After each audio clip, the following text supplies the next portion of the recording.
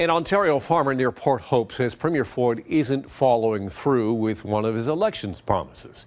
The farmer says he was misled when he voted for the Progressive Conservatives. Here again, our Queen's Park Bureau Chief Travis Danrash. Is he fighting for the little guy? I don't see him. Campbellcroft farmer John Cordes says he was lied to.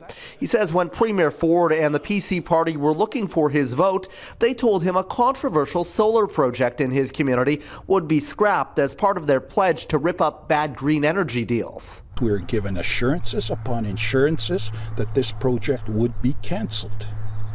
And, well, we took them on good faith. This farm adjacent to John Cordes' property is where the solar panels will eventually be installed. It's prime agricultural land, and Cordes says he's going to do everything he can to stop the project from happening.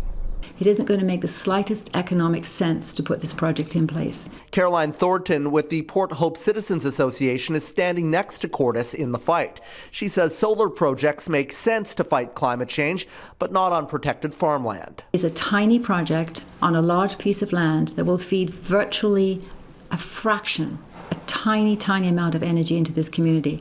When Cordes' local MPP David Piccini heard we were in town, he drove to the farmer's property to meet face to face. No, you promised to cancel this project. Piccini says he's trying to do what he can for Cordes, but the contract signed by the Liberals is ironclad. We're looking at every tool in our disposal to challenge this, but again, this was a done deal prior to us forming government. The Ministry of Energy sent us a statement saying the Rensselaer Green Life Solar Project number 19 was a deal made by the previous government. Like many wasteful energy projects created through the Liberals' Green Energy Act, supported by the NDP, this project was forced on the community with little to no consultation. A lot of people in rural Ontario are waiting for Ford and you to honor your commitments.